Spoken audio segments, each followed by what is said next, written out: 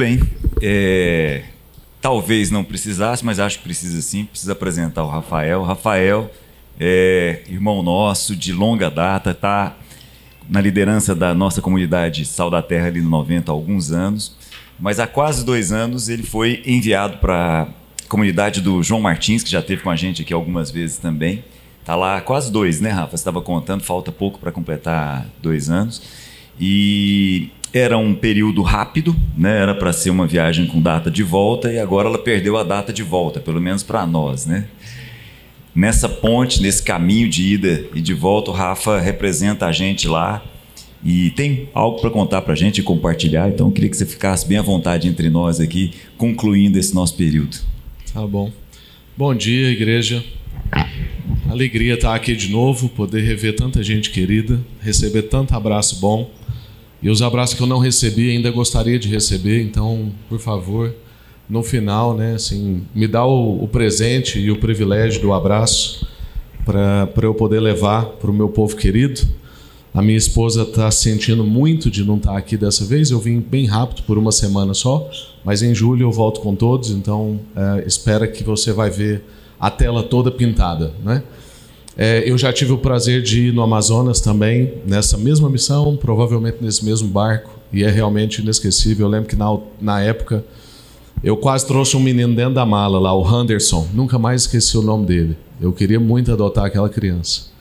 E lá é realmente um lugar cheio de potencial e cheio de coisas que Deus pode fazer usando a nossa vida, na vida daquelas pessoas, né?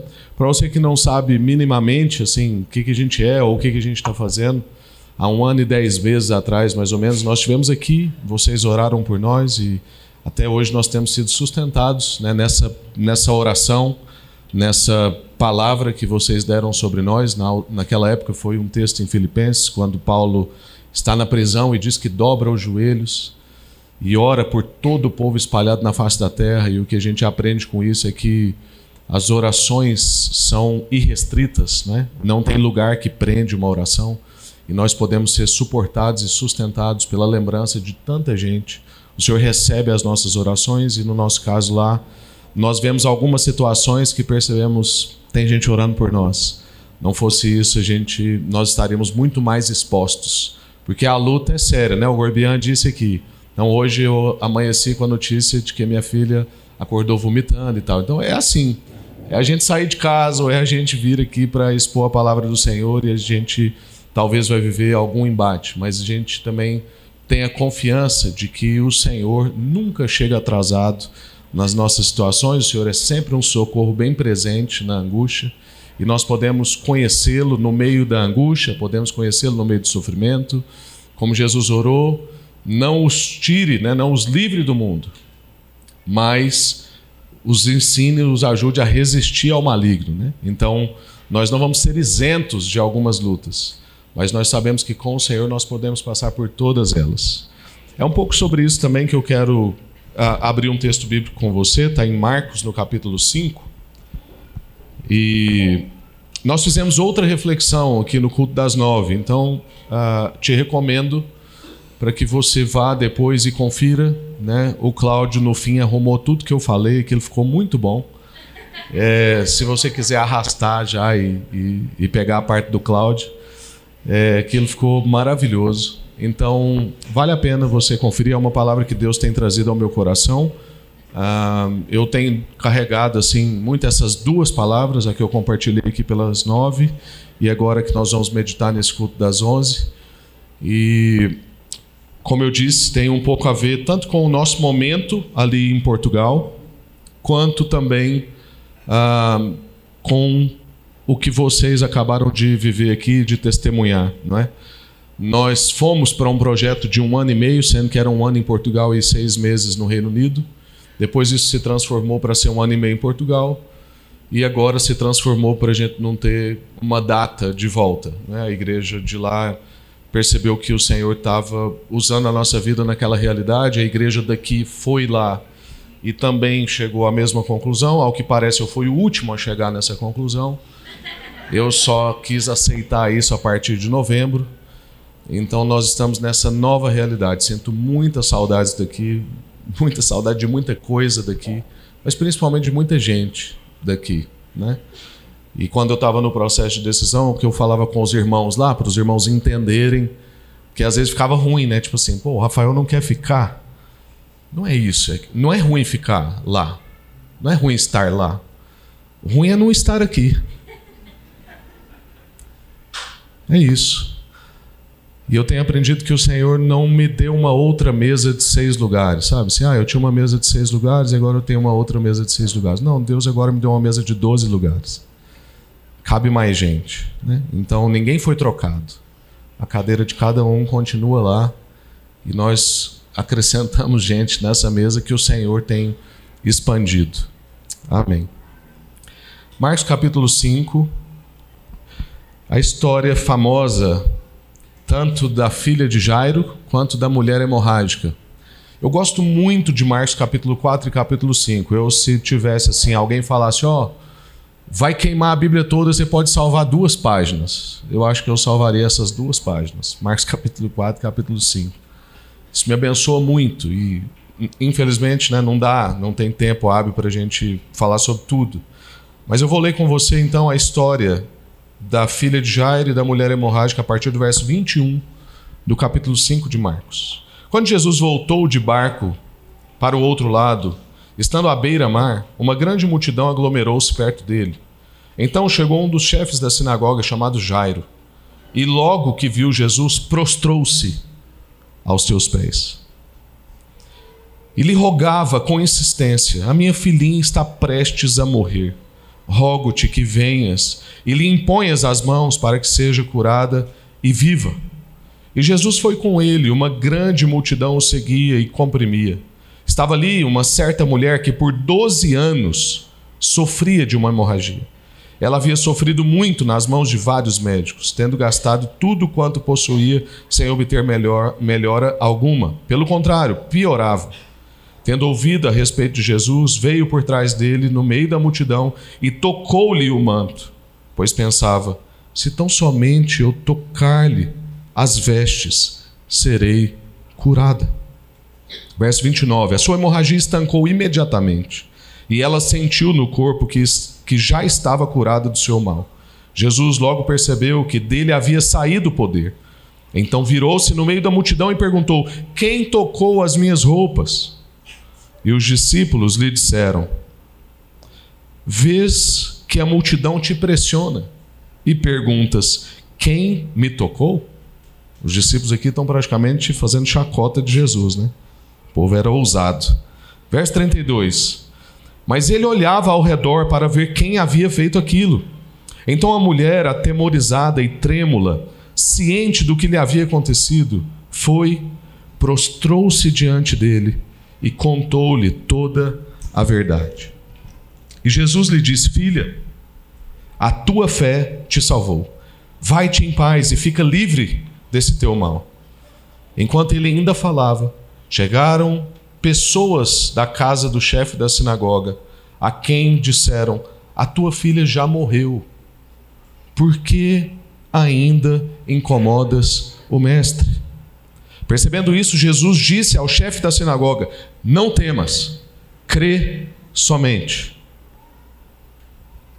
Verso 37. Não permitiu que o acompanhassem, com exceção de Pedro, Tiago e João, irmão de Tiago. Quando chegaram à casa do chefe da sinagoga, Jesus viu o alvoroço dos que choravam e lamentavam muito. E entrando, disse-lhes: por que fazeis alvoroço e chorais? A menina não está morta, mas dormindo. E começaram a rir dele. Ele, porém, fez com que todos saíssem, tomou consigo o pai e a mãe da menina e os que a haviam acompanhado, e entrou onde a menina estava. E tomando-a pela mão, disse-lhe: Talita cumi, que quer dizer: menina, eu te ordeno, levanta-te. Então a menina, que tinha 12 anos de idade, levantou-se imediatamente e começou a andar. E todos foram tomados de grande espanto. E ele lhes ordenou expressamente que ninguém soubesse disso, e mandou que dessem de comer à menina. Amém. Vamos orar? Senhor, muito obrigado por esse dia, por essa manhã, por esse encontro, por tanto testemunho, pela riqueza de poder te louvar e te adorar. pela maravilha de ter a nossa fé renovada, por ver que o Senhor está alcançando em tantos lugares e usando e falando com tantas pessoas. E obrigado pela sua palavra que permanece viva, dia após dia, revelando para nós um Deus que tudo vê, que tudo pode, que para o Senhor não há causas perdidas, não há atrasos. O que há é cumprimento, o que há é propósito. Dá-nos olhos para ver o que o Senhor quer nos revelar.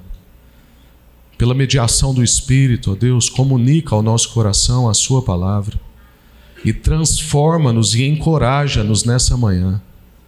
Em nome de Jesus. Amém. Amém. Graças a Deus. Irmãos, esse texto, como eu disse, fala muito ao meu coração. Esse texto vem numa sequência importante. Ele vem na sequência dos discípulos terem vivido uma tempestade em alto mar. Estavam com medo, estavam preocupados, e Jesus está ali dormindo. E o narrador tem o detalhe de dizer que Jesus usava até uma almofada para dormir. Tamanho era o conforto de Jesus no meio de circunstâncias adversas. Ele acorda, acalma a tempestade, os discípulos ficam assustados e falam: quem é esse que até os ventos e a chuva lhe obedecem? Depois ele chega na margem que ele queria ir, encontra com um endemoniado, chamado endemoniado de Gadara. Chamado não, né? Narrado como endemoniado de Gadara, que nós nem sabemos o nome. Aquele homem estava escravizado, acorrentado num túmulo, no cemitério. E ele quebrava as correntes, ia para a cidade, ele voltava, era acorrentado de novo. E Jesus expulsa os demônios daquele homem. A cidade fica temerosa. Muito interessante, porque as cidades ficam mais assustadas com o fato dos porcos terem caído no precipício e acabou com a principal economia da cidade, do que assustadas com uma pessoa que sempre foi escrava de espíritos maus e agora está liberta. Isso diz muito sobre nós, né? O que a gente acha que é a perca maior. E em seguida ele então volta para a margem de cá, Jairo encontra, e ele encontra Jairo. E no meio do caminho uma mulher atrapalha a história de Jairo. Não sei se você já viveu isso. Às vezes parece que você está ali com Deus e a coisa está acontecendo e você tem a sensação que alguém entrou e está atrapalhando o seu negócio. Fala assim: não, mas eu estava na frente. A promoção aqui da empresa era minha. Eu aqui ia falar com a professora agora, resolver meu problema do trabalho atrasado. Eu cheguei primeiro. Jairo podia pensar: eu cheguei primeiro. O que esse bloco de história nos mostra, né? Esse bloco de história está revelando Jesus como o Senhor de todas as ordens possíveis que a gente consegue imaginar. Então, primeiro, ele é Senhor sobre realidades naturais, né? Vento, chuva, mar, água. Depois, ele é Senhor sobre realidades espirituais. Ele expulsa e liberta aqueles demônios. Depois, ele se revela Senhor sobre uma realidade física, fisiológica. Ele cura aquela mulher que estava 12 anos sofrendo com um problema crônico de saúde. E por fim, ele se revela Senhor sobre a vida e sobre a morte. E aquilo que a gente achou que estava perdido, uma menina morta, então vem à vida e Jesus ressuscita aquela mulher, se revelando então Senhor sobre todas as esferas e possibilidades da vida. Agora, olhando para essa história específica, Jairo era uma pessoa importante, eu não sei se você notou aí, ele era chefe da sinagoga. Para uma pessoa ser chefe da sinagoga naquela época, ele tinha duas proeminências, que eram duas proeminências, basicamente não tinham outras proeminências daquele tempo. Ele tinha proeminência religiosa, por ser um chefe de uma sinagoga, e ele tinha proeminência social, provavelmente ele era uma pessoa rica. Geralmente pessoas ricas ou pessoas importantes, principalmente chefes religiosos, não se prostram diante de alguém. Muito menos diante de Jesus, que estava correndo um burburinho, principalmente nas sinagogas, de que Jesus era uma ameaça às sinagogas. Mas o desespero faz com que Jairo se prostre aos pés de Jesus. Jairo está desesperado, a sua filha está à beira da morte. Ele quer usar o último recurso. Ele tem fé. Ele sabe que Jesus pode curar a sua filha, senão ele não fazia aquilo que ele fez. No meio do caminho aparece uma pessoa e, como eu disse, atrapalha a história de Jairo. Jesus já tinha dito para Jairo: eu vou. Aparece essa mulher então, E Jesus para no meio de uma multidão, os discípulos inclusive não entendem, praticamente fazem uma chacota de Jesus, falam assim: nós estamos sendo espremidos de todos os lados, o Senhor quer saber a pessoa que te encostou? E muitas vezes a gente é assim com o Senhor. Senhor, você não está vendo o tamanho da minha circunstância? Você não está entendendo? Tem médicos aqui, né? Acabamos de ouvir um testemunho de um médico. O que Jesus fez é, no mínimo, negligência médica. Porque Jesus parou para um problema crônico que já tinha sido resolvido e deixou um problema de vida e morte, uma doença fatal, à espera. Qualquer médico sabe que, na sequência, lógico, Jesus tinha que ir primeiro na menina e depois voltar para a mulher hemorrágica. Mas Jesus não está nem aí para mim e para a sua lógica. Porque Deus tem um plano. E Ele está contando uma história. E Ele está querendo nos ensinar a partir do nosso sofrimento, das nossas situações onde a gente não entende, dos nossos momentos de desespero. O Senhor ainda permite o sofrimento na nossa vida, porque o sofrimento traz o encontro, produz o encontro. Se a gente não sofresse, a gente não via um ao outro, não. Todo mundo só está aqui porque alguma coisa, em algum momento, não correu muito bem. Nós precisamos de um amigo, nós precisamos de uma oração, nós precisamos descobrir se há sentido mesmo e propósito nessa vida. Eu estou cansado de uma vida onde eu não sei para onde a vida vai. E nós chegamos aqui é um lugar profético. O que é o lugar profético? É o lugar que aponta para onde a vida vai. É isso que a Bíblia faz. A Bíblia fala assim: a vida vai por aqui. Se você quiser vida, é por aqui. Nós só temos duas opções: submeter ou rebelar. E nós queremos submeter à vontade da palavra de Deus.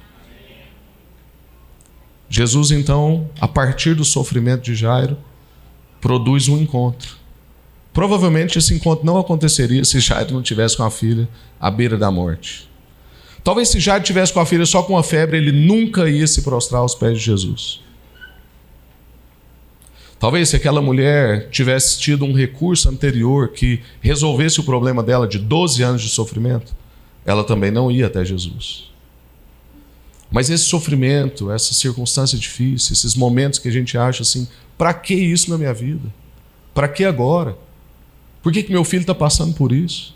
Eu já fui em tantos médicos, a minha vida não resolve, eu tenho um problema crônico. Tenha paciência e tenha esperança. O nosso Senhor não está atrasado. O nosso Senhor está trabalhando na vida de Jairo, está trabalhando na vida daquela mulher, está trabalhando na vida dos discípulos que estavam assistindo a tudo aquilo, e está trabalhando na minha e na sua vida agora. Agora é interessante, para a gente concluir e o Cláudio arrumar aqui tudo que a gente está falando, que aquelas pessoas tinham fé. Jairo tinha fé para uma cura. E aquela mulher também tinha fé para uma cura. Diferente de Jairo, aquela mulher tinha uma fé meio supersticiosa. O texto diz que ela pensava assim: se eu somente tocar no seu manto, eu serei curada. Muitas vezes nós somos assim. Nossa fé, ela existe. E a gente até crê que o Senhor pode nos curar. Mas é uma fé meio supersticiosa. Se eu fizer aquela campanha, se eu pôr aquela aguinha em cima da TV. Agora as TV nossas não dá para pôr mais copinho de água. Mas eu sou da época que aconteceu uma coisa dessa aqui em Goiânia. Tinha um copinho de água, você tinha que pôr em cima da TV. Era uma coisa assim. Se eu deixar a minha Bíblia aberta na sala, e tem um salmo específico, eu não lembro qual que é. Salmo 91. Os espíritos saem. É o manto. Se eu tocar no manto, se eu for em Jerusalém, se eu for para Israel, resolve. Eu ainda não fui, talvez por isso tem tanta coisa não resolvida na minha vida. A gente pensa, tem que mergulhar, tem que pular 7 ondas na virada do ano. Essa é outra festa, não é a nossa não, viu, irmão? Se você está fazendo isso, está no lugar errado. Não, falou de Naamã. Enfim, tá vendo? Até agora já quase que eu vou fazer uma pregação em Naamã aqui. Não temos tempo. Mas Jesus queria corrigir a fé daquela mulher. E não só isso, Jesus queria dar dignidade para aquela mulher. Tem um contexto cultural muito importante que eu e você precisamos saber. Aquela mulher não poderia estar em público, muito menos numa multidão. Naquela época não tinha saneamento básico, Uma mulher com um problema hemorrágico deveria estar em casa, isolada. Aquela mulher estava correndo um risco de vida. Porque se ela fosse pega naquele lugar, ela podia ser apedrejada com justiça. Todo mundo ia aplaudir, ninguém ia ficar assustado. Todo mundo ia ficar assustado se ela não fosse apedrejada. O que Jesus está fazendo quando ele diz, eu quero saber quem me tocou? Ele está dando dignidade para aquela mulher, está livrando-a de um julgamento posterior. Quando ele pede para aquela mulher se levantar e a multidão ver, Jesus está falando assim, agora está tudo bem. Essa mulher está curada. Ninguém precisa mais condená-la. Mas uma outra coisa ainda mais importante que Jesus está fazendo com ela é que ele não quer que ela tenha uma relação com ele só de poder. Porque isso não resolve o nosso destino. Isso não resolve a nossa relação com Deus. Aquela mulher só queria uma cura física, aquela mulher só queria uma experiência com o poder de Jesus. Mas Jesus queria uma relação com aquela mulher. A mesma coisa com a vida de Jairo. Jesus queria entrar na casa de Jairo. Jesus queria conhecer a sua família. Jesus podia ter dado um comando, igual ele já fez com um soldado antes. Falou assim, pode ir que seu soldado está curado. Mas Jesus queria trazer mais do que aquelas pessoas estavam pedindo. Agora, sabe o que é interessante? É que Jesus também pede mais do que nós estamos esperando dar. Essas duas pessoas foram até Jesus com fé para receber um tipo de milagre. Aquela mulher queria só ser curada da sua enfermidade e Jairo queria que só Jesus também curasse a sua filha da sua enfermidade. E Jesus honra os pedidos deles, mas pedem mais. Aquela mulher que tinha fé para ser curada, agora precisa de fé para ser exposta diante de todos. Precisa de fé para olhar na face de Jesus e querer ter uma relação com Jesus. E ser salva não somente da sua enfermidade física, mas ser salva da sua vida inteira. E Jairo, que tinha fé para sua filha também ser curada, agora precisa de fé para sua filha ser ressuscitada. Uma coisa é eu ter fé para a cura, outra coisa é eu ter fé para a ressurreição. Jesus dá o que a gente pede, mas muitas vezes vai pedir mais do que nós estamos esperando dar. Que você tenha disposição e sensibilidade de perceber o que o Senhor está querendo fazer através do seu sofrimento. Que você acha que é só uma coisinha que Jesus podia vir lá e resolver, mas o Senhor está pensando numa coisa muito maior. O texto diz que aquela mulher já tinha esgotado todos os recursos. Muitas vezes nós também fazemos isso. A gente chega e fala assim, não, agora é só o Senhor, porque nós já tentamos de tudo antes. E o Senhor quer que a gente comece com Ele. Porque o Senhor quer que a gente levanta, olhe nos seus olhos e se relacione com Ele. Mais do que desfrutar do poder, da cura, da ressurreição, é caminhar com o Senhor no meio do nosso sofrimento, no meio da coisa que a gente não está entendendo. Descobrindo então que melhor do que ter o nosso problema resolvido é ter a presença do Senhor conosco. Melhor do que prostrar aos pés de Jesus é receber Ele em casa. Melhor do que tocar no seu manto é ficar de pé, olhar para Ele e abraçá-lo. É isso que o Senhor quer fazer com a gente. Mas muitas vezes Ele também pode pedir de você mais do que você está esperando dar.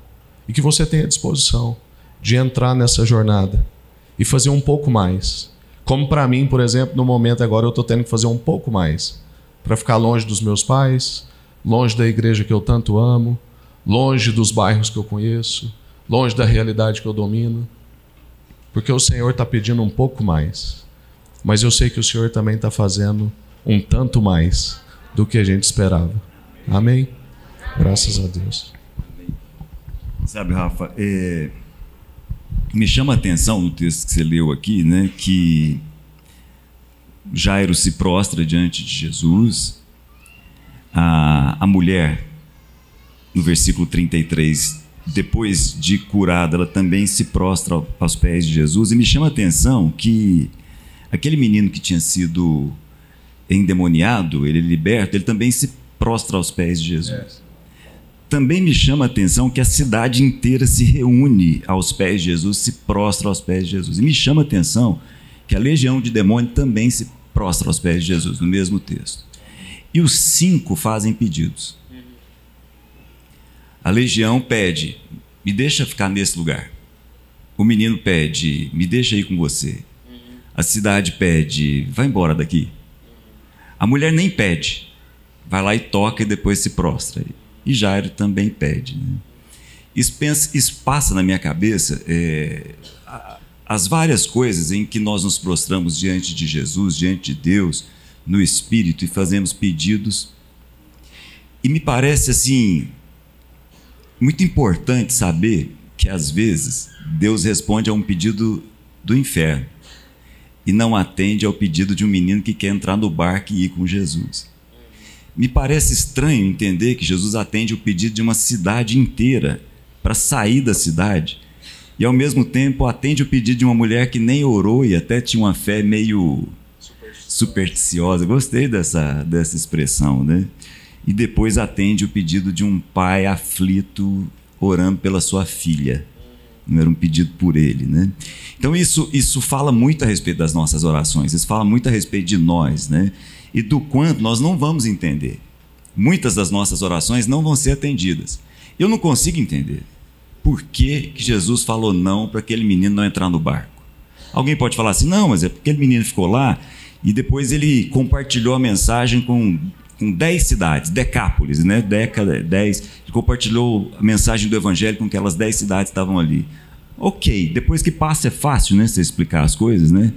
Engenheiro de obra pronta é um negócio muito simples, né? Agora, honestamente, eu acho que eu vou ter que nascer no céu e perguntar, por que o senhor atendeu o pedido dos demônios? Porque o texto é claro. Os demônios pediram, me deixa ficar nessa região. E Jesus, o texto diz assim, e Jesus permitiu. Do mesmo jeito que ele não permitiu, a expressão é a mesma, que o menino entrasse no barco.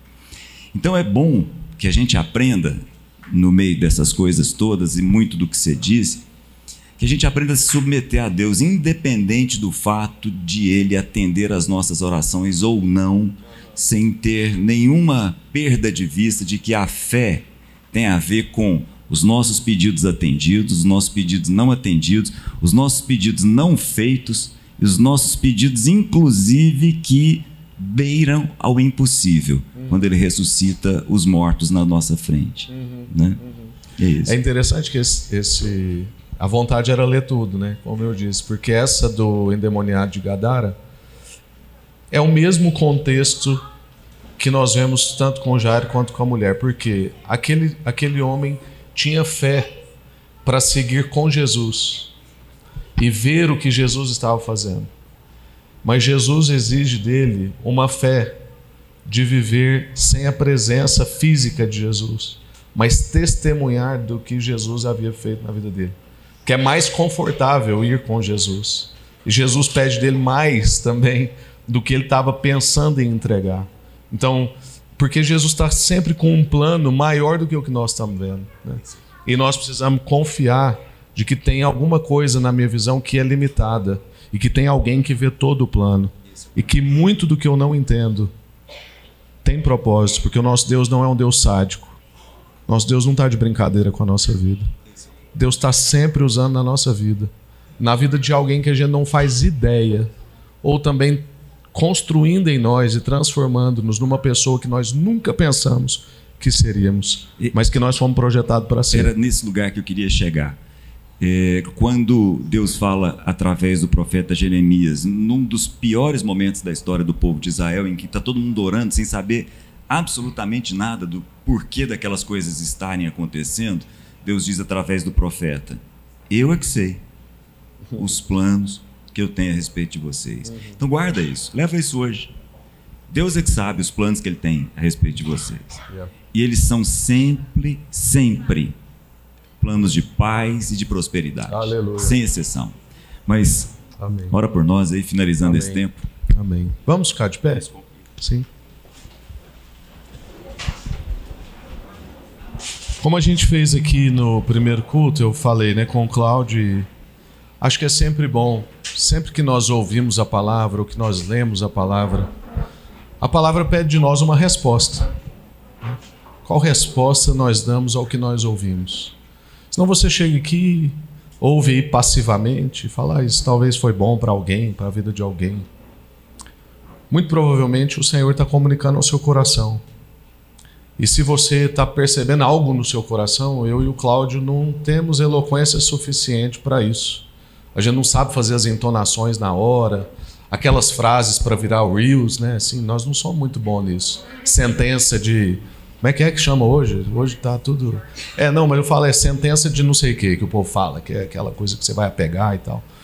É uma narrativa, foi assim que Jesus fez com os seus discípulos, né? Eu não sei o que o Senhor está comunicando no seu coração. Talvez Ele está pedindo de você uma coisa que está difícil para você entregar.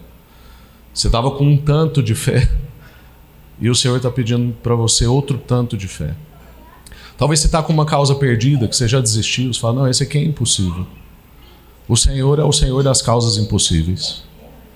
O texto que nós lemos aqui mais cedo em Atos 2 é engraçado porque o texto diz que Jesus morreu, foi para a sepultura, mas era impossível que a morte o retivesse. Isso é uma frase que para nós não faz sentido, né? Era impossível que a morte o retivesse? Não, era impossível que ele não fosse retido pela morte. É isso que a gente pensa. Uma pessoa que morre está retida pela morte. Mas para o nosso Senhor, o que parece impossível para nós, para Ele é tranquilo. E para Deus curar uma febre ou ressuscitar uma menina é a mesma coisa. Por isso que Ele não desesperou. Está todo mundo com pressa e Jesus fala assim, tenha fé, creia, eu estou indo com você. Se você estiver passando por um momento impossível, eu te digo, creia fé, tenha fé, creia. O Senhor está com você. Amém? Senhor, muito obrigado mesmo, porque a sua palavra sempre traz renovo para nós. Ela nos confronta também, ela exige de nós coisas que nós não estamos muito dispostos a dar. Há quem diga hoje que o Senhor não cabe na Bíblia, e de fato o Senhor não cabe. Mas, ó Deus, nós não estamos conseguindo conhecer nem o Deus revelado da Bíblia. E nós queremos conhecê-lo. Porque essa palavra tem vida, essa palavra é inesgotável, essa palavra está recheada de histórias que fazem parte da nossa história. Essa palavra de hoje revela que na limitação da nossa visão, o Senhor se mostra ilimitado na nossa visão. Nós queremos, ó Deus, confiar no grande plano. Aumenta a fé dos meus irmãos, ó Deus. Traz renovo de fé, traz renovo de esperança. Anima a paciência, ó Deus. O Senhor tem sido tão paciente conosco, Pai. Tão paciente. A gente erra nas mesmas coisas. A gente te busca pelos mesmos motivos. O Senhor tem sido paciente. E tantas vezes nós não somos pacientes. Renova a nossa disposição, a nossa paciência, a nossa esperança, em nome de Jesus. Traz ânimo, ó Deus, para quem está desanimado e cansado aqui. Traz consolo para quem precisa de consolo. Que o Senhor promova, ó Deus, esse renovo. E que nós tenhamos a certeza, a convicção de que os encontros estão marcados. Jairo achou que estava encontrando Jesus, mas era Jesus que estava encontrando Jairo. Aquela mulher achou que ia passar despercebida, mas o Senhor a viu. E nessa manhã o Senhor diz aqui para irmãos e irmãs, o Senhor diz assim, eu te vejo. Você é visto por mim. O seu choro no banheiro, o seu joelho de madrugada, os seus momentos de crise. O Senhor olha para você e diz, eu te vejo. Você tocou em mim. Pai, que o Senhor nos leve em paz, na paz de saber que o Senhor nos vê e que o Senhor nos acolhe. Nem sempre responde do jeito que a gente quer, mas sempre nos vê e sempre nos acolhe. Que o amor do Senhor, desse Pai amoroso, que a graça bendita do Filho e que a comunhão, a consolação suficiente do Espírito seja com todos aqui e com o seu povo espalhado pela face da terra, em nome de Jesus. Amém. Amém. Sente família, você que pertence a esse lugar, você deve ter percebido, nós investimos aqui num painel de LED para tentar comunicar melhor as músicas, as mensagens. Participa conosco desse desafio, dos desafios mais aí que a gente tem na comunidade, participando financeiramente. Uma boa semana a todos.